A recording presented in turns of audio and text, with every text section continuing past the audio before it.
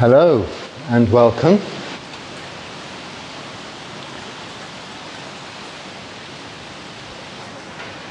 I hope we've ironed out the wrinkles, little difficulties with either video or audio from clicking, static, ticking fans, odd unidentifiable background noises, to steaming up, blurry, out of focus. All of this, it goes on in a little device such as a camera, but we too experience through our contact with existence. That contact we form into an impression through recollection, through memory, and also through imagination, through mental formations, into our own reality. What we consider to be our life, our existence.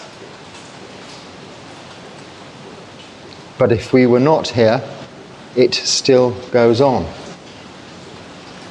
Within this life, much like the device recording this, our eyes deteriorate, our hearing deteriorates as we age, sicken, and ultimately die. But on a happy and cheery, in fact wonderful and marvellous note, it is raining, you might hear, which is a wonderful blessing. Apart from its giving us the opportunity to test the new roof of this beautiful, newly refurbished Samadhi Sala meditation hall. During its refurbishment and construction, many plants, trees were removed, which I have to admit I was rather upset about, frustrated that I hadn't communicated my wish for everything to really remain intact as much as possible. I had with regards to preservation of the building, rather than build a new place, let's restore the old place, was my intention. But not so much with its surroundings. However, I've subsequently come to understand a lot of the trees or bushes that were removed were dead, causing damage. Banana trees, for instance, are beautiful, but they die after their first crop of bananas. They're annuals in that sense, rather than perennials. They also grow very quickly, so they too can be replanted.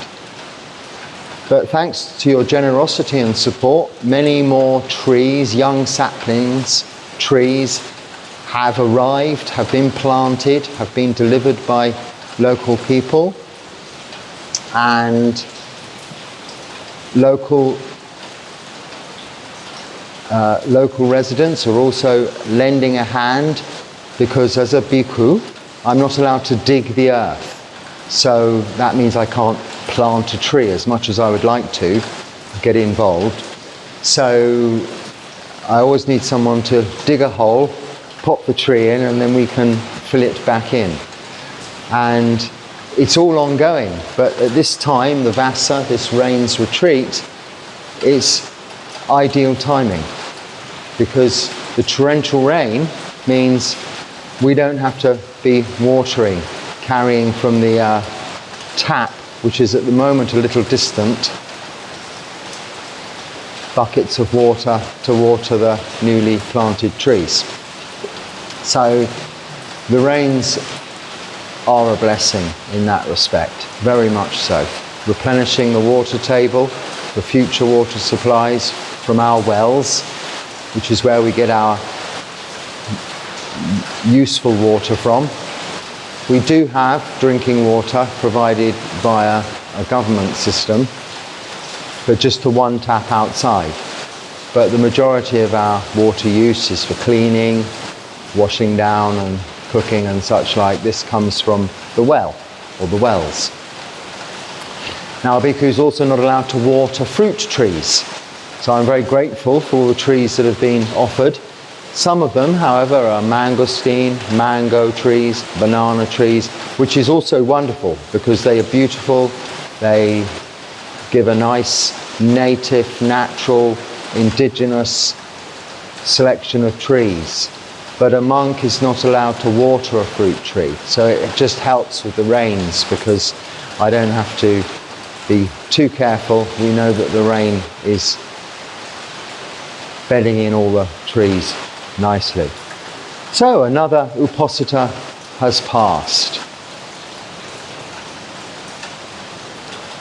And what do I always say on that Uposatha? Yesterday, my intention was to bring to you the live morning puja, evening puja, the chance to take 8 precepts, some chanting of the 108 itipisos, and an all-night meditation vigil. And some of that will be re-uploaded to YouTube and available for your later viewing, but will also be there under the live streams playlist section if you haven't or weren't able to attend yesterday on the Uposatha. But the usual theme for this is how well have we been spending our time? A reflection, not just for the Uposatha, but a reflection we can employ every evening, perhaps before our evening meditation. How well have I been spending my time today? But certainly on the Uposatha, when we take 8 precepts, extending our usual 5 of no killing, stealing, sexual misconduct, lying or taking of intoxicants, to celibacy and avoiding eating in the afternoon, any entertainment or beautification, and lazing around on soft furnishings. This frees up our afternoons, frees up our minds, and relaxes our bodies to practice more intensely on those days. So on our reflection at the end of an Uposatha, if we had the opportunity, if it was over the weekend, or we can take a weekend day each week, or twice a month, or once a month, to take those 8 precepts. Not necessarily formally, but make that determination, adhitthana, to keep 8 precepts, extending those 5 on one day of the week, to more intensely practice. And then at that time to reflect on how well have I been spending my day, you'll know you had full intention to practice rather than be distracted by entertainment, rather than be concerned with your appearance, and rather than lazing around on comfortable furniture and no snacking in the afternoon. You were able to dedicate your time to either listening to Dharma or mental development, meditation, samadhi. People ask about samadhi and jhanas and states of enlightenment or stages of enlightenment. It all comes from the practice. Firstly, that sila, which is the foundation, the groundwork. To reconstruct this hall, so much had to go on underground with concrete pouring and steel to build a solid foundation. Only then can the columns go up to support the structure. Now this is meditation, our practice, sitting, focused, our awareness, our concentration on one thing only, not contemplating at this stage, not thinking, not investigation. Those powers will come as a result of just allowing the mind with time to settle and become calm, and the body with time to settle and relax. And then to do nothing but to just remain in this posture without moving, observing the breath, the meditation object.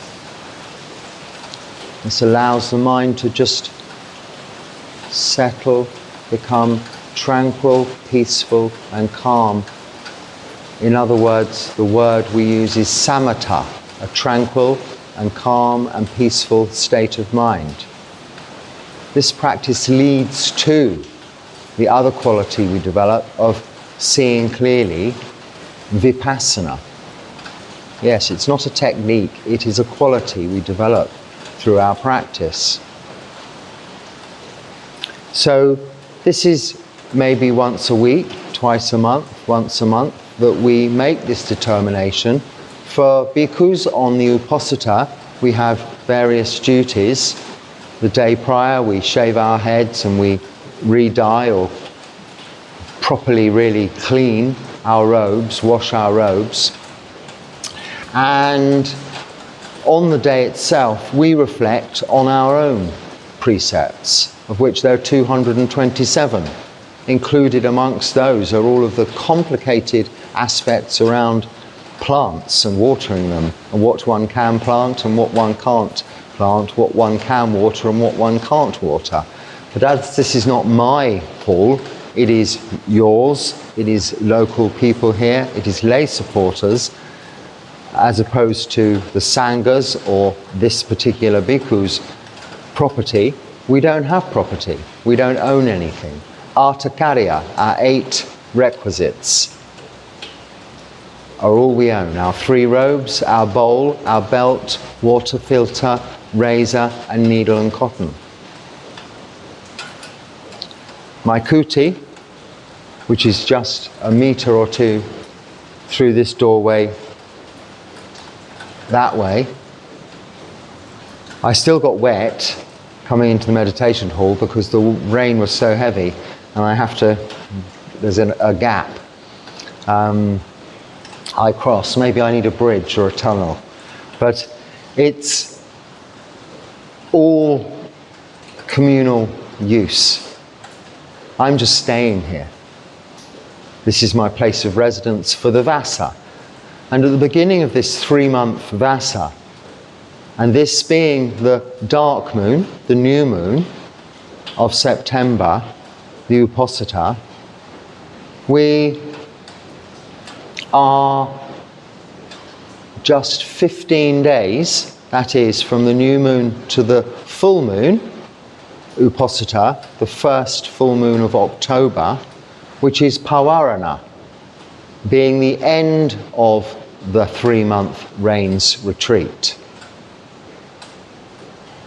And it is remarkable, it's wonderful and marvellous that having made a determination at the beginning of the Vasa, the full moon of July, for this old building that was falling down to become something useful, a meditation hall, this today Samadhi Sala, in less than 3 months, in fact probably about 6 weeks, it has gone from that, a derelict rubble building filled with rubbish to, and the photographs are all there on this channel. If you go back to part 1, part 2, part 3, there are some short compilation videos, which I understand you have to suffer advertisements prior to watching.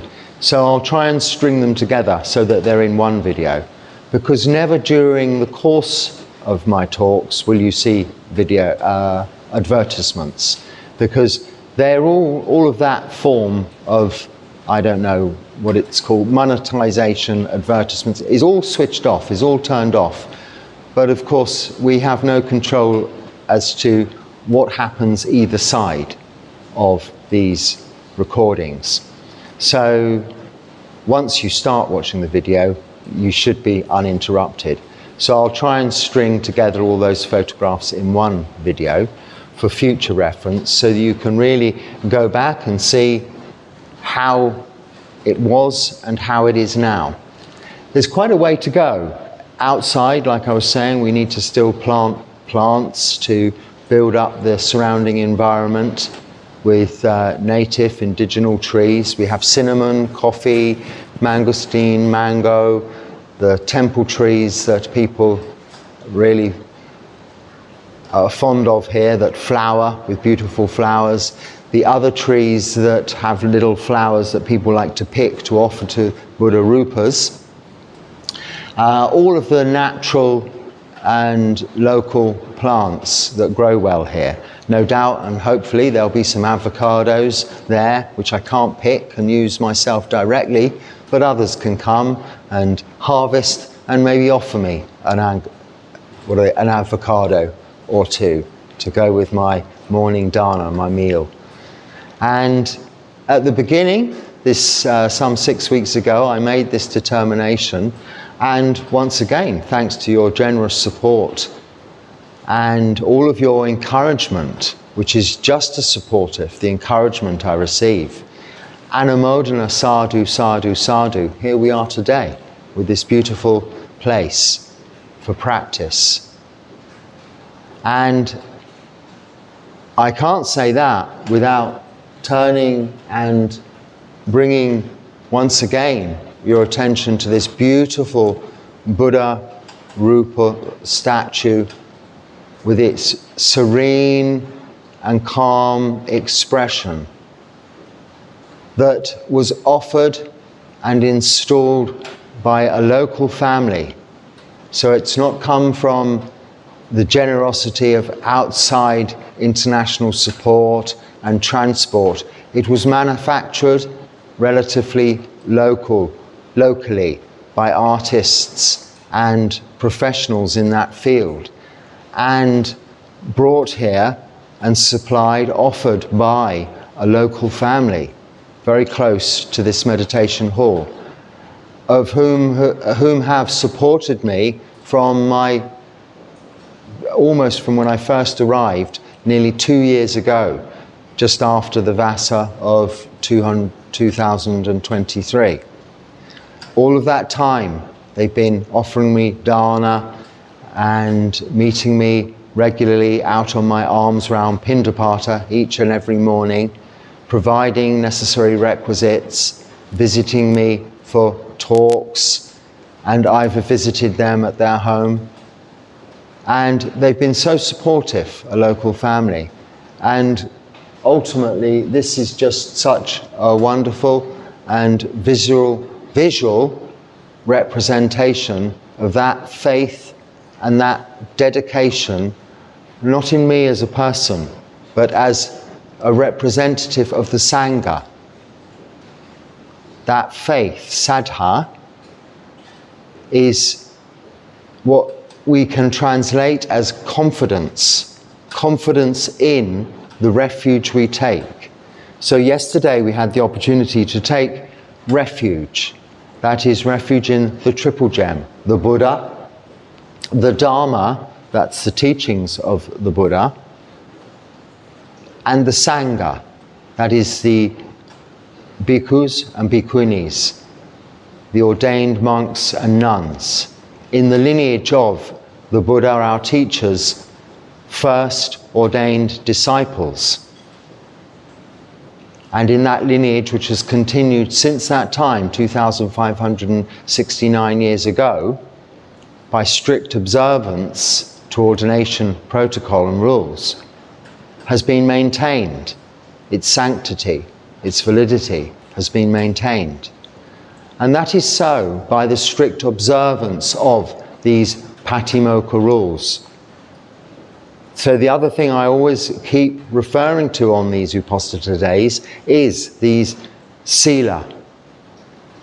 So as well as you lay practitioners having the opportunity to take 8 precepts, Atta Sila, on these days, the monks and the nuns, they come together with their brethren, if they have the opportunity to do so, or if they're alone, as I am, reflect upon their 227 Patimokkha rules by way of its recitation, which some, if they can, learn off by heart, others like myself will just refer to in the book, read through, and just reflect and remind ourselves as to there are any transgressions of those minor rules which may seem insignificant, like watering a fruit tree, but are all there for strictly important and purposeful reasons.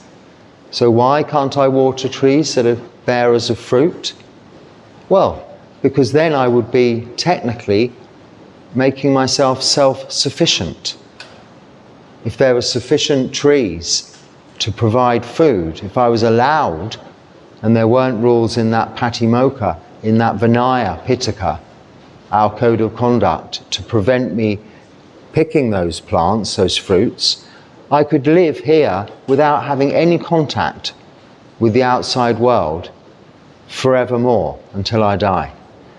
But then if that had happened with those original disciples back in the time of the Buddha 2,569 years ago, the Sangha, after the first 1 or 2 generations at the most, would have become independent and died out, living separately, therefore, away from the lay practitioners. So we've created with this Vinaya, the Buddha, over 45 years of teaching, establishing these rules through trial and error, much like making these recordings through trial and error. We've eventually, hopefully, got a clear picture and clear sound. Eventually, we'll find the little leaks in the roof and bring it all together over time. And it took 45 years of building a Sangha and teaching for the Buddha with his Sangha over time, and these regular Uposthita meetings twice a month on the full moon and new moon, to establish this Vinaya Pitaka, which is thousands of rules and guidelines, a code of conduct, but is focused and concentrated into these 227 rules, which are then further categorized into levels of seriousness. By that structure being maintained and adhered to, and by the very nature of what's contained within that structure, that we cannot live independently in seclusion. We can retreat and live alone, as I do, in solitude. But each and every morning and each and every day, I'm dependent on lay practitioners for food. So my going on Pindapata in the morning is the opportunity for people to have contact with the Sangha, and that is also for those people who are unable to leave their homes or their businesses and visit the temple. It's like the temple, the religion, the sasana, going to them. A house visit, pastoral care. This is the purpose of Pindapata alms round. It isn't just a food collecting exercise. The Buddha, after all, having seen the old man, the sick man, the dead man, which alerted him to the realities, the truths of existence that he'd been protected from in his closeted upbringing in the palace. You'll know the story. was determined to go out and seek further truths, but only as a result of having seen the samana, the wandering ascetic, a monk, whom, on seeing that solitary wanderer in rag robes and no belongings and no possession, and having been brought up and come from a palatial life of luxury, opulence, he knew from the expression, the demeanor of this peaceful and calm, content and happy individual, a man with seemingly nothing but everything, just on that sight was the answer of what the Buddha needed to do, the encouragement for him to leave all he had behind, a newly born baby, a beautiful, kind wife, a supportive family, and all that went with the life of a elder son of the noble leader of a community, or the prince of a king, however we understand the stories. Someone with everything, to being someone with nothing. It was that sight of the samana. So monks shouldn't be closeted away in the temples, only to be seen by visitors. They should wander, but of course, at the appropriate time, not all around town in the afternoon, hanging out at bars, coffee shops, taking photographs, being tourists. Absolutely not. That isn't a samana, that's not inspiring. You'll notice a distinct absence of such pictures from this channel because a monk isn't going to be taking photographs of themselves or others even. We've made an exception in this case to record. Someone said, if you don't take photographs of the building before, during and after, you will regret it. And I'm very happy that they said that to me, because as much as I was reluctant to every day take 5 photographs, as easy as that is, I was reluctant because it goes against my nature to take photographs. All of my traveling life, I've avoided taking photographs on the principle that I'd rather just enjoy the moment here and now. Let other people, there's many, taking photographs. But there was no one going to be taking photographs of this. So the responsibility fell in my lap, so to speak. And I am glad that I've done so, because there aren't many, but there are sufficient to make a record of its before and after. And on that note, I'd like to make, I'll try and find locally, I'm not sure whether it's possible. I know in my own country, you can get all those photographs put together in a book by doing something online. I don't think that works here, but I'd like to present a book of the photographs before and after to the village elder, the owner of this land, the lady who owns this land on which this building is, who's generously allowed us to use it and create what we have here, and present that book to her at some stage. So I will work on that. I've just said that, so it's a determination, because I think that will be a nice pictorial representation for her to have and cherish, and maybe put a couple of photographs in frames or something for her. After all, this was where she was born. She's got 2-3 generations now below her living in the local area and further afield in Sri Lanka.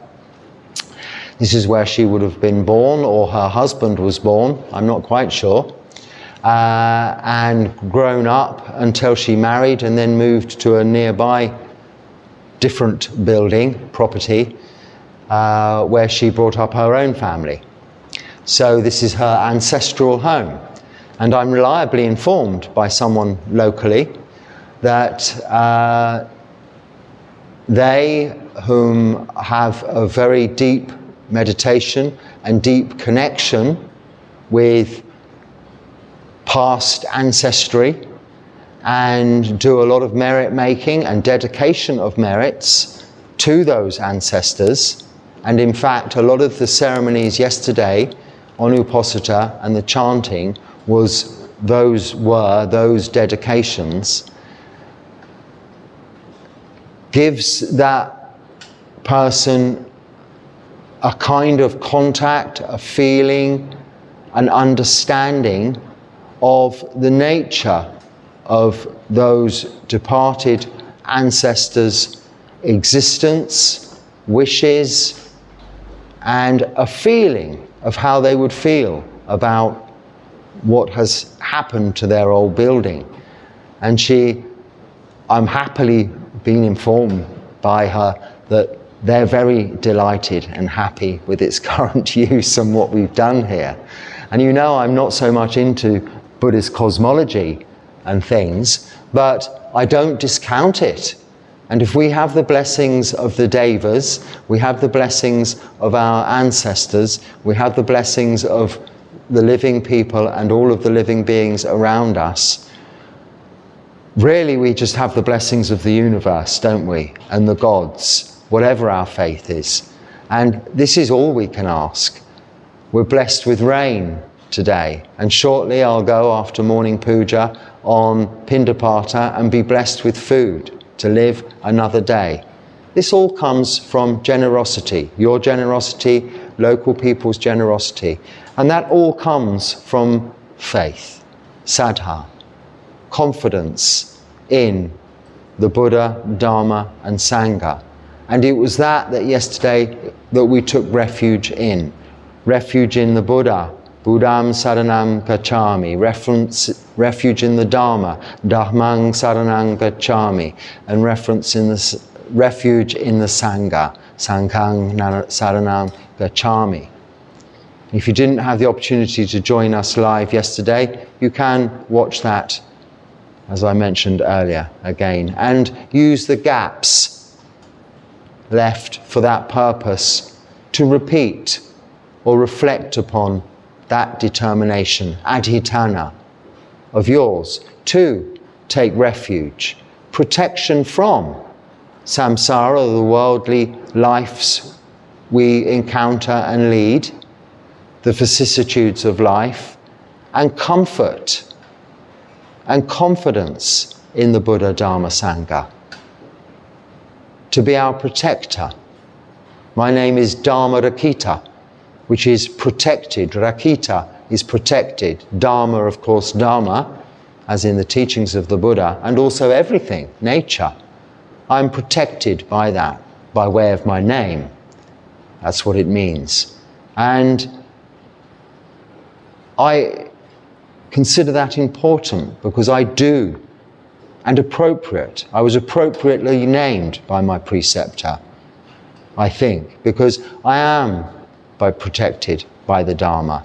If I hadn't encountered the Dharma, if I hadn't developed an understanding of the teachings of the Buddha, I'd probably be still wandering around in samsara as I was before. I'm still in samsara, but as I was before, with a mindless, hedonistic attitude of gain and attainment and acquisition. It was through the path of renunciation, letting go of those things, giving up, and ultimately then seeing the Sangha, come into contact with the Sangha, that visual representation of a Buddhist monk for the first time, that I too thought, yes, there it is. There's contentment. There's peace. There's tranquility. There is samatha. That's what I've been trying to get in meditation. But that was just meditation. That didn't have the foundations of, like here, the floor, the foundations, the steel work to the structure. It was the supportive columns and steelwork of meditation, but without the foundations of sila, moral virtue. So therefore had no opportunity to support what is this beautiful roof.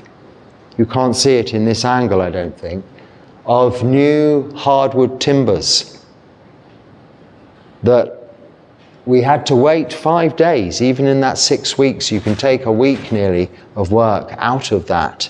So less than 6 weeks it's taken to complete this through sheer faith and determination. But without this supportive structure, the foundations, the work, the samadhi, so the sila, the work, the samadhi, panya, wisdom, the roof, the ridgepole, the ridge would not be supported here. I'm using that analogy in reverse because normally the ridgepole, the ridge, the structure the Buddha refers to is the ridgepole is broken. It's breaking the defilements down. Mara, your house has been demolished and cannot be rebuilt because the ridgepole has been broken. This is breaking down greed, hatred and delusion, lobha, dosa, moha, which is our practice ultimately. But in my order of things, we've built this on the foundations of sila, the work of samadhi, to shelter us with this beautiful roof of wisdom. And that is our refuge in the Buddha, Dharma, Sangha, our protection. And it does protect me. After all, how do I live? I'm protected by the shelter generously offered of my kuti. Protected from rain, sun.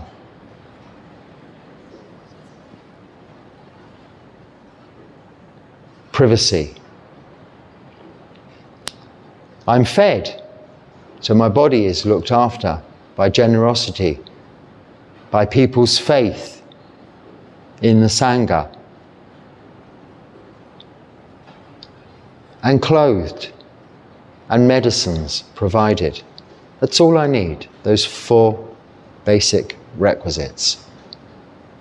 Food, shelter, clothing, and medicines, and nothing more. Everything else is meditation hall. This is for practitioners to use, come in contact with the Sangha, for us to meet. And on that note, some have said, well, it's very beautiful, but we want to see you out and about. Well, I don't go out and about, but I understand you like to see the plants, the trees in the background sometimes. Too, we will, on the veranda just out there. Once the weather becomes a little bit more conducive to sitting on the veranda for these talks. I can sit there now, it's dry, but it's quite noisy when it's raining. We will sit out there also for these talks, and you'll see all of the new planting and the trees as they become established and the surroundings. So I won't be traveling around with different backdrops, but there will be different angles, different backdrops of so many, well, there's so many opportunities and options just in this hall alone and its immediate surroundings, because it is now surrounded by sort of earth ready for planting and some trees that are already planted, and that's going to be fast growing up and recreating a jungle that is natural, but also to some extent within a little bit of control, looking beautiful.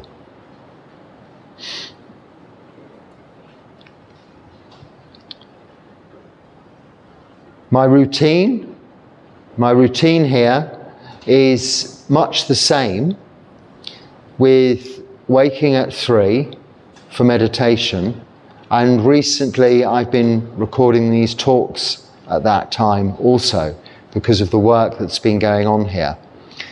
That might continue, but as the weather changes, we'll probably go back to the usual time of late morning, when I'll sit on the veranda and we can have some relaxed talks also. But that's a very small part of my day. It's a few days a week for just, an hour, I suppose. Then at 6 a.m. there is live puja in here in the morning, after which at 6:30 I go on Pindapata, alms round. Now, if anyone is visiting that's able to and would like to, they can come with me on Pindapata, on alms round. And I would very much like them to be a tourist and record that. We have the equipment, they don't need to use their own, they can use this camera and film that Pindapata, follow me along, because it is something we've done in the past, but I haven't done subsequently. And now there's just as many people at the beginning as there are now. It's a consistent number, but it's still something that would be a good thing to update, to share that experience, so I can share that experience with everybody, and also share with you the immense joy I get from the generosity of so many people each and every day, each morning. So if anyone is passing that has that at that time of day, 6:30, then please do come and join me on Pindapata, on alms round, and carry this camera if you wouldn't mind, and we can record that event for everyone to share in and enjoy. And then on returning from Pindapata at 7:30, 8 a.m, I sort out the food, and what's going to be distributed to others goes on a table for such outside my kuti there. And then what you don't normally see is we usually make an offering to the Buddha Rupa, whether in just our heads or literally of food. Now, I'm not inclined to make big offerings of rice and curries and things like that on a plate, because I don't see the necessity of that when offering to a statue, after all. But as a sign of respect and a reminder of our refuge in the Buddha, we, before having any food ourselves, give something away. Now, of course, I'm doing that by sharing the surplus dana with as many as possible. But before I take my own food, I'll give a packet of biscuits and a bottle of water, something of that, and now offer to this beautiful Buddha Rupa in here.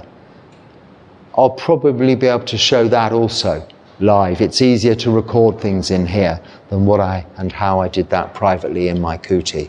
So I'm coming in here to do that each day, which then means I can recite the little chant rather than in my head, but loudly in here.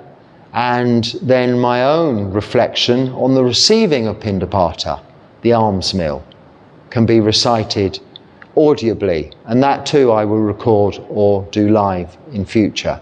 That's all around 8 to 8:30. And at 8:30 I have my meal. And well, I don't hurry that. I eat mindfully, and I try to make it last, because it's my one and only meal. I don't eat again solid food for the rest of the day. So I know some traditions, they like to even, have a time limit of maybe 20 minutes or half an hour or 40 minutes on that. It's probably no longer than 40 minutes, but I don't mind if I drag that eating out for an hour, eating in a relaxed fashion.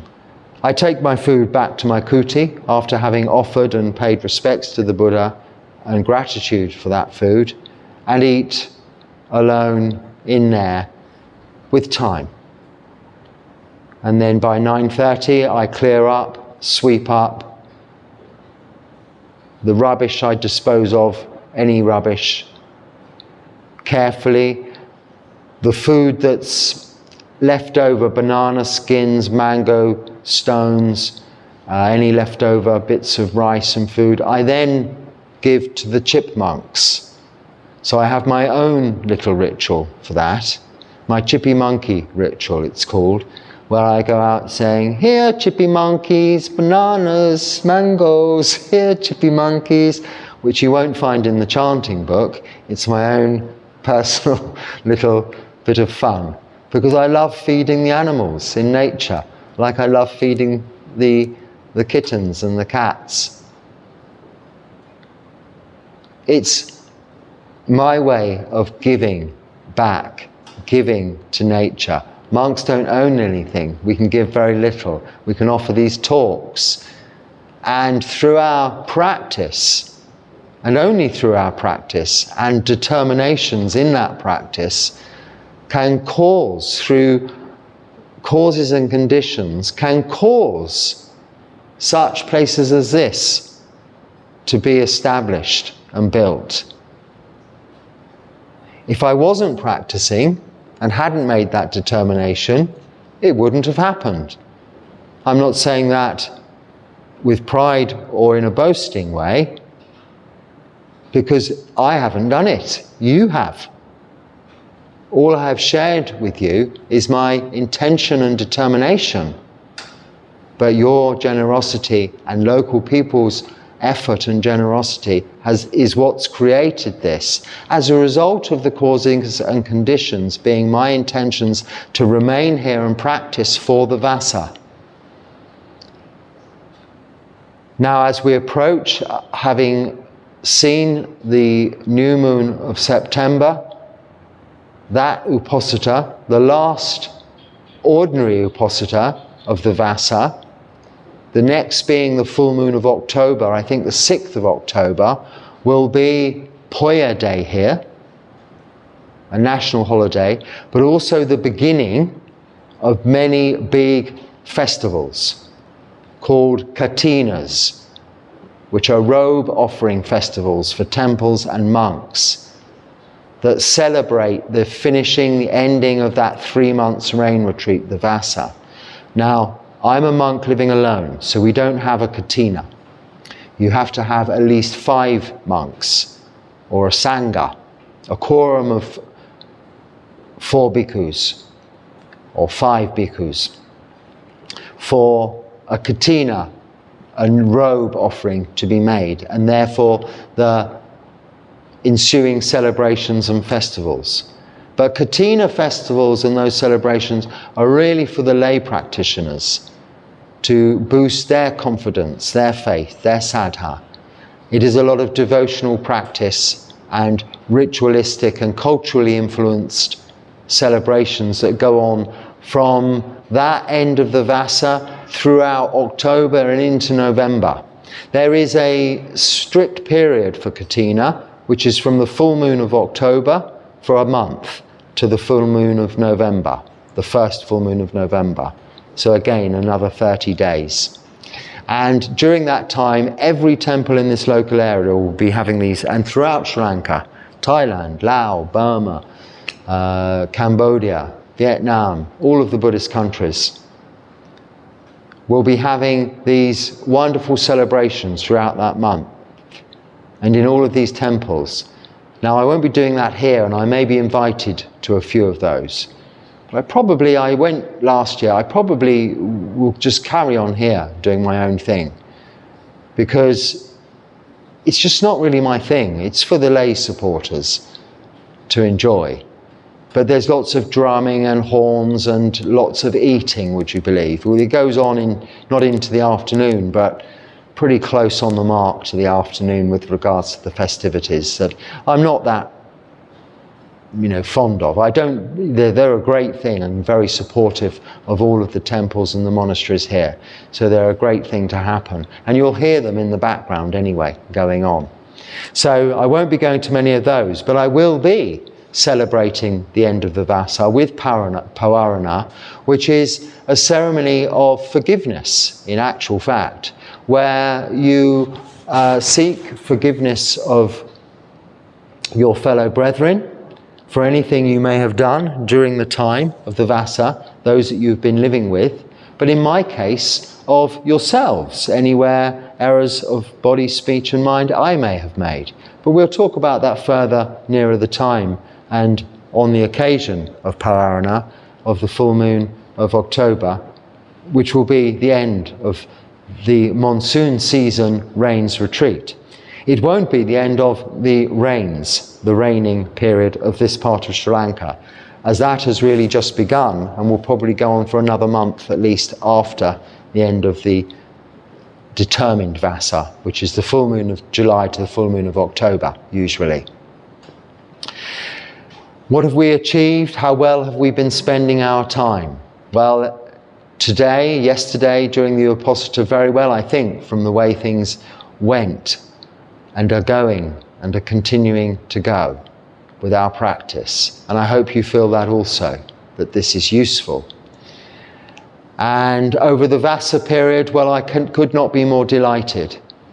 I made a determination or two. My other determination was to learn some Sinhala, but I'm just continuing with learning single words and finding that this helps with right speech. And something we can do also with our own language in right speech and noble silence, where you can use a single word, why use a sentence? I'm thinking more on these times, these Uposatha days, when you're practicing noble silence, not all of the time. That would be considered impolite, rude even.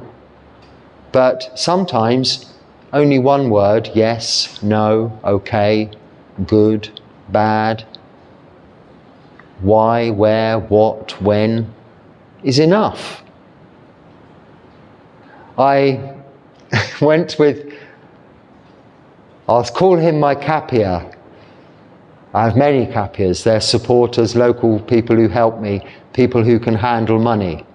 For instance, when going and getting plants, trees, saplings, we took a little trip into the nearby town in a tuk-tuk. I took a little trip with two kapias, the tuk-tuk driver and whom is my kapia. A kapia is like an assistant to a bhikkhu. So where a bhikkhu can't dig, we need someone to dig for us, which can be any lay person. But if you have someone handy that can do that nearby, you can consider that person your kapia, your helper, someone, a go-to man, a man Friday. And there have been various kapias, if you go back through the videos, you'll see over time, but a consistent few. And one came with me, and I found the very best thing to do is just with one word, because my Sinhali is non-existent. His English is a kind of learned how you speak to tourist kind of English. And being that, yes, I'm a tourist, but in a technical sense, that I'm not interested in tourist things, that conversation can never really go very far. So when it comes to going to acquire trees and plants, I tried to just use my one-word tactic, which eventually did work, but it was a struggle at first. But it gave me the discipline not to get into convoluted conversations. It is very much the nature of people here to try and sell in commercial situations, sell you what they think you need. And they're not really used to people going in to just buy what they need, what they want. So whatever it is you want to just go in and get, say 10 trees, you just want to go in and with the help of your kapia, buy 10 trees. They will spend a lot of time trying to sell you one tree. And it's very difficult to get over that obstacle. And this is much like the Dharma. People have something in mind. And to understand the Dharma, we just have to let go. Whatever it is we have in mind, we might comprehensively understand and know the Abhidharma or some other philosophy. But if we don't practice on a foundation of sila, our samadhi, our meditation, we won't develop true wisdom, panya. We'll have intellectual knowledge and understanding. We'll sell one tree. But we won't receive the benefit of the Dharma, that is, someone coming in to buy 10. Or in our case, I think we bought probably 30 or 40 saplings and trees.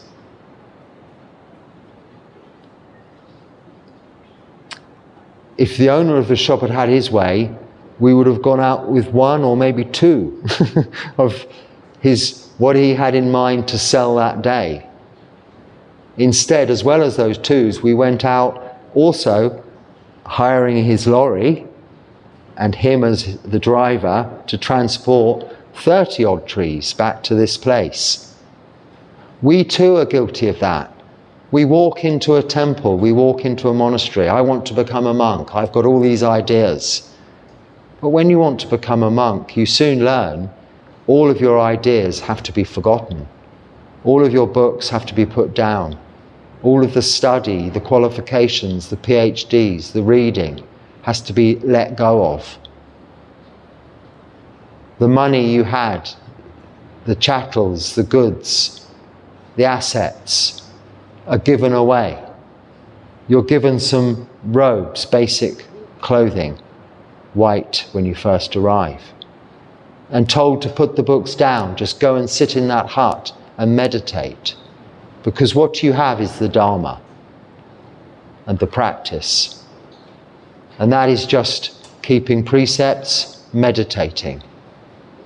The rest will come from this fathom-length body, this bag of skin containing bones and horrible things. But the feelings in that, as I began with, we don't make into mental formations further sankhara. Those feelings, Vedana, through sense contact and consciousness, vijnana, contact with experience, we learn from it. We listen. We take that one word principle, yes, no, like, dislike. We don't have to go into noting, but we can if it helps. Liking, liking, disliking, disliking. If it helps us to remind us as a beginning practice in our meditation. But in our empty hut with no books, no smartphones, we put down all our preconceived ideas. We let go of our wishes, our desires, our wants, and we let the body show us what we need. And what we need is some just basic comfort, just enough food, shelter and medicine, enough clothing for modesty and protection, and nothing more. Eventually, we can become content with that. And contentment is happiness. It is the ultimate happiness. Contentment is not wanting anything more, being content with what we have, the way it is, and just that. This is happiness. Happiness is the symptom of contentment. The emotion, the welling up of piti, physical rapture, of sukha, mental joy, comes from not gaining and acquisition, but letting go, giving up, and accepting the way it is, and just that. And that is what we learn through our practice in the temple, in the monastery, and in samsara, at the garden centre, buying plants. Everyday life, through our actions of body, speech and mind. I know I'm not professing to say that mine were in fact far from perfect. It wasn't that I was impatient, but frustration with language, and with people whom want you to have this when you know what's needed and it's not for you. Of course, I'm a foreigner, I'm a tourist. Yes, I'm a monk, but you get many tourist monks here from other countries whom will be doing touristy things, which is perfectly good and fine. After all, they're visiting for a short while. But when you're living here and you've gone a little out of the town, so people are seeing you for the first time, you expect to be treated like a tourist. And sometimes it's difficult to explain. But this is everyday life, and how we learn, you learn in everyday life. To use what we've done, taking refuge in the Buddha, Dharma, Sangha, to your gain and advantage, and to everyone else around you's gain and advantage. Through our practice developing kindness and patience with others, to listen. And hopefully find what is useful. And you too, if there's something useful in what we've been talking about today, please use it. But if not, just let it go. And tomorrow we'll carry on with your comments and questions. I thank you for those and all of the kind words of encouragement and support. Anumodana sadhu, sadhu, sadhu. We'll continue with those tomorrow. And I didn't finish talking about my routine, but it much ends there after the meal and the washing up. But people can visit and often come just for private talks, but most of my day is for practice. At 6 in the evening, there will be each and every day from now on, IST, that's India Standard Time, Sri Lankan time, evening puja also. So now we have morning puja and evening puja, sunset and sunrise and sunset. A shorter format of chanting, just the simple paying homage to the Buddha, Dharma, Sangha, reflections on the triple gem, metta-parana, which is suffusion of merits, and then no more chanting, just sitting. Only 20 minutes live, because I can't really run the live stream for more than half an hour. I may be able to in the future. We'll see how it goes. But it's a bit of a waste of data, and it's your data. You're paying for it. It's your equipment. It overheats as well. Not so much now whilst it's cooler, but the camera, the phone overheats if it's going for too long. So on that note, until next time, be happy and stay well. Sukhi Hotu.